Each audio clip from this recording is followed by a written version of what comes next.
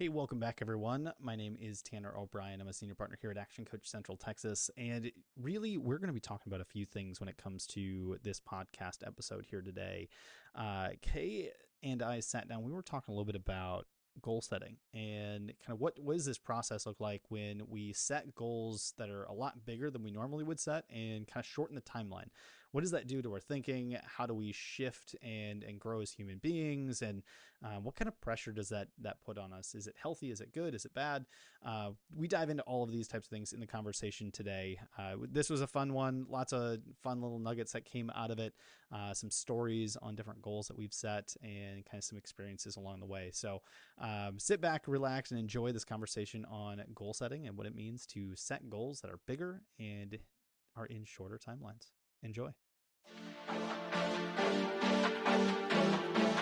We're going to be talking about goal setting, but from an angle, from kind of a different perspective. So I'm excited to just dive right in. Tanner, what do we have on the docket for today?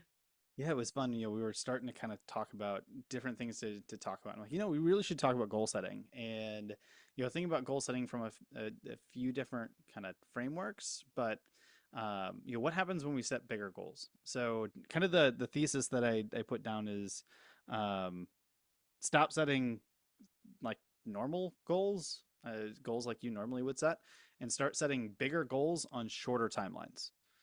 And what that kind of does, there what kind of iterated this for me or kind of got me thinking about it was, Action Coach founder Brad Sugars. He does this thing called $100 million week every year, and the purpose of that is to set the $1 billion business plan, and with the like kind of play on it where you set that big of a goal, and if it doesn't happen and you land at 100 million, is that the worst thing in the world?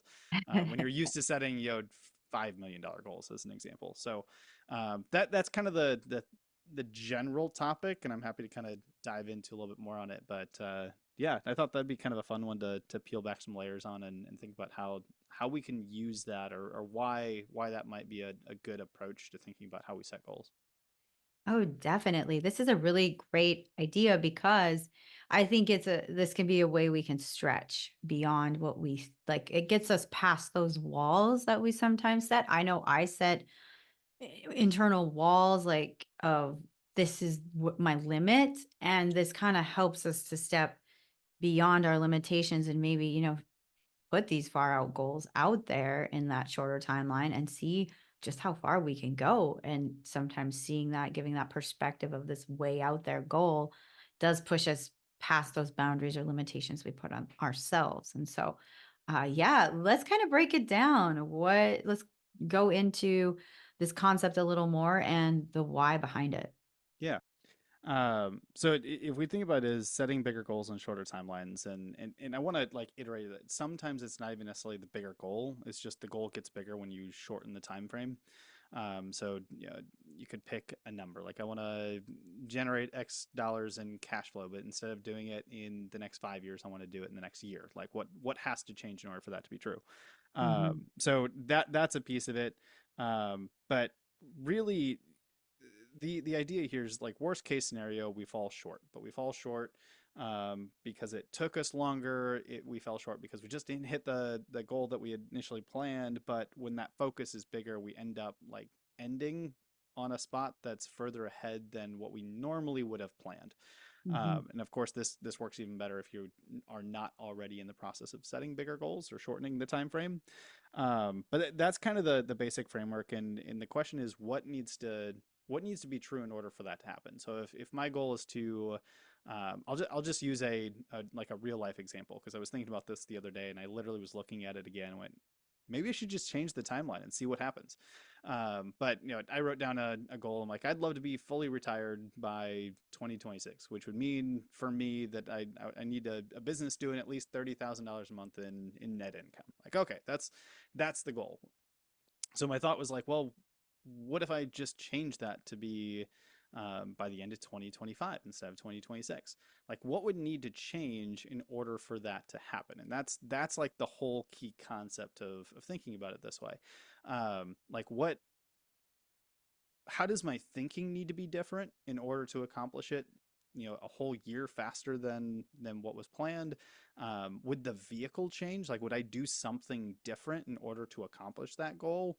There's a number of different things that can kind of come out of it, but the goal is to start thinking about, like, who do I need to become as a person that makes that a reality? And then because Mhm. I change who I am and how I think and things like that, then I can do different actions. But I can't do different actions if I haven't like changed who I am and how I think and that sort of thing first, because it's who we are and what we do that ultimately gives us the things that we can have. So that was kind of the framework or the goal, and thinking about why it's important to stretch beyond what we think is possible. Because when put in that position, it's going to force us to think differently about the the things that need to be true in order for that to become a possibility. Oh, definitely. And I kind of this reminds me of a personal experience I went through recently too, where I had to, I call it like sprint, like a mental sprint to get from A to B faster than the original plan. And I remember this, it was just last week. And the week before that, as a business owner, I was lost. I was at this point of, I don't know what I'm going to do here. And I just sat down and strategized and went through the backlog of, I had to look at my finances, for example, with my business. And I didn't put that much emphasis on my finances to this shortened time span, like that much volume in that short of a time span ever before. And I knew through the experience, it was very painful at first. It was like, I don't know what to do here. This is out of my comfort zone. But I knew at the end of that experience that there would be like a release of, or like, I would get smarter. I would know my finances better, but also there was going to be a pivot point in my business where I had the education that I needed to take that next step. And so looking at, you talked about a year or retirement, like kind of like those shorter time frames. What do you think about doing a sprint, a mental sprint for your business in like a month or a week? Would you apply that same kind of concept, or how would you go about it? I kind of fell into it, but my experience taught me a lot about how I can duplicate that process in the future if I have to do when I have to do it again. Yeah, I really like it because if you think about it, it's that condensing of a timeline, which means I need to change how I think or how I learn in order to go through that growth process faster. I mean, I think that's probably the easiest way to think about it. So I'm a fan of it. I mean, there's a number of times when I've had to go through the process of, yeah, now we're going to go through a bit of pain because we're going to go through like accelerated learning to the nth degree. But at the end of it, it's going to force the adaptation. It's going to force it so that you look back 6 months from now, and that speed of growth or that speed of learning doesn't seem like a sprint anymore. It just kind of becomes the new normal. So there's a lot that I really enjoy about it. Now, on the other side, now if it's just I need to go do as much work as humanly possible to be able to accomplish a certain task or goal, then to a degree, I almost would say maybe we're not thinking big enough. Maybe we need to set an even bigger goal then. Because Mhm. if kind of if I can break this down, um, if we set a goal that's bigger but not big enough, then using that old framework of thinking I can just do more to accomplish the goal, then sprint and going as hard as you can for that time period to make that a reality can happen. But to I think what we talked about a little bit on before we started recording, that can lead to burnout if you do that over and over and over again. Now, Mhm. if you set an even larger goal, so I'm taking kind of some of these parameters or kind of thought around this from 10x is easier than 2x. Great book. If you haven't read it, go take a look at it. But if you set a 10 times goal instead of a 2 times goal, you can't just outwork it. You can't do more. You actually have to do different. You have to find different vehicles, different ways to do it. And oftentimes that means eliminating a lot of things that don't work, and you end up doing less work because of it. Mhm. Mhm. So it becomes kind of less of the sprint that's going to ultimately burn you out, because you had to change your thinking completely in order to even achieve that particular outcome. So in some regards, I really like the sprint model because it forces the adaptation. But depending on kind of what we're optimizing for and what the goal is, sometimes maybe we haven't set a goal big enough that's going to force us to completely change the methodology. That makes so much sense because we have to get more we have to be more like engineering, like we have to think differently. It forces us to think out of the mindset we're in, which for me was I can't do finances well. And that was a lie I told myself. And because I had to, because I had like a very tight timeline, what I did was I brought in people to help me. I like implemented that, two people that could really help me through the experience, who guided me through it. And I had questions, they had answers for me, and they helped me reach that goal. And I had to think differently. I had to completely just throw away my old thinking, and I was forced into it. So and now there's ways like, how can I do this again? How can I use the tools I learned, but not have to be in such an acute, like, oh, I have to do this or else something really bad will happen? How can we implement these kind of skills to think bigger, create those 10 times goals more strategically and not in a reactive state, but more of a responsive state? Hmm. That's a really good kind of piece to unpack. Um, I might start by saying that I don't know if it's completely possible to completely avoid the kind of acute nature of some of this. I think Mhm. that's just part of the journey of growth. There's tends to be times in our lives, and they could be fairly frequent, like they could be relatively spread out, just kind of depending on the season that we're in. But I think there's still going to be those really acute moments of it's time to grow or like we die, from a growth perspective. Like you don't have a choice. Like go do it or you're not accomplishing this thing. And I think that's okay, right? I think that's just part of the journey. Um, that said, being able to take a step back and say, um, what do I really want? What's the goal that I never thought was even possible? What if we just set that and then allow yourself space to kind of think through what that means? Mhm. Um, and just getting into the practice of that on more of a regular basis, but not changing every like 2 months on like, all right, I'm going to set this next big goal. It's like, no, you're setting like one that you're going to hyper focus on, Mhm. and then go after it. And I think within that, it's going to require some accelerated growth changes, and it's going to require things that you haven't done before. So there's going to be the moments of I'm not 100% sure what that next vehicle is that's going to get us to the next point. And in the journey of figuring out what that piece is that's going to require me to grow and change, there might be the acute pieces that kind of fit within there. That makes a lot of sense too, because you're thinking about some of the things, and the acceleration. You're right. Sometimes you need that the fire under your butt to be like, all right, we have to get this done. I think that's almost the beauty of it in a way, because that's where the growth happens. Otherwise, sometimes we can float along and we think we're producing, which we are, but we don't really know how fast. Like we can be super productive, and when we have to be, our brains change, like something in there in our minds changes to this.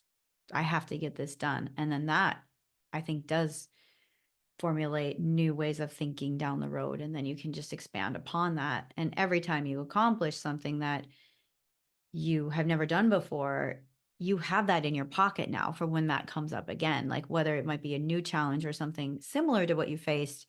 And that's something I did go into, like whenever I'm facing something that is new and fast and has to be done, I think, what have I done in my life before that I got through that's maybe similar to this, or maybe similar emotions to this, or similar steps I had to take. And that usually will help me at least with a framework of, I did this thing, I can tackle this, or I did this experience before, I can tackle this new thing. So I use that as kind of a way to motivate myself that I can get through it.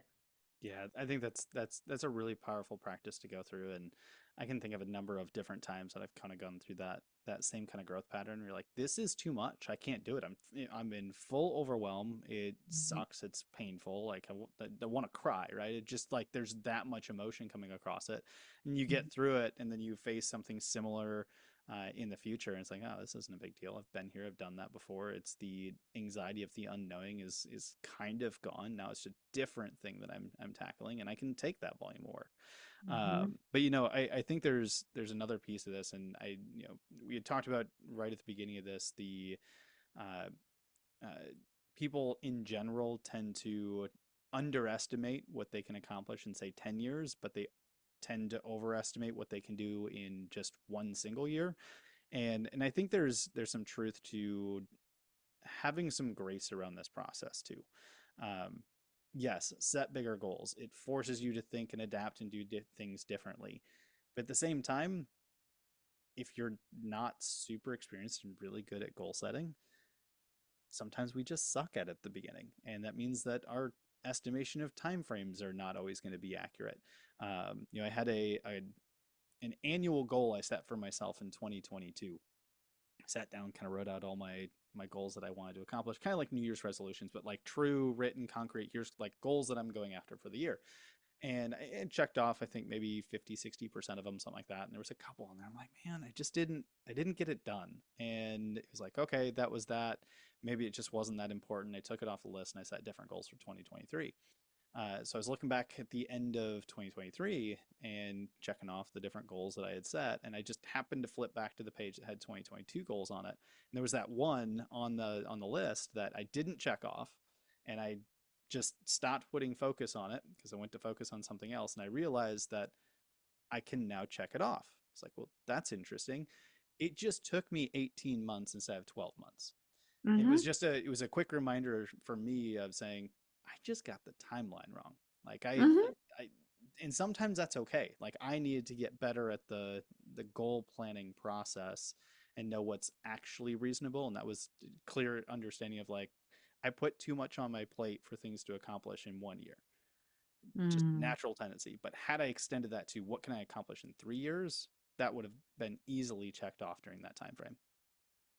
That is a great way to look at it too, like with the grace component of, yeah, we sometimes just don't know what we don't know and we don't know what we can accomplish. And sometimes you can get through a crazy amount of work in a month and accomplish a goal you've never thought possible. But then there's other times where like you needed that extra time, you need that incubator time, or there's something else had to happen as a catalyst to that other thing getting done. So yeah, this has been an incredible conversation. And I really hope that you as our listeners are getting something out of this. Like have grace, but also, you can push yourself, but also know that some of it's unknown. And, the best thing is to really shoot for the stars, shoot for those big goals and see where it takes you. Yeah. If I could give one parting thought on that, I think this has at least been true for me, and I've seen a lot of kind of successes along the way because of it. Sometimes optimizing for the growth can be like a win in itself. Pushing for, yes, I want to accomplish this thing, but I'm going to grow and change as a result. And that end result is more important than any of the material outcomes that we can achieve along the way. We're going to achieve big things, great things, all that kind of stuff over a time period. But if you continue to focus on what's going to challenge me to continue to grow as a human being, that's probably the biggest win that you can get out of this whole goal setting process. Mhm. That is huge, Tanner. Thank you so much for those parting thoughts. I completely agree. And thank y'all for checking out this beautiful conversation today.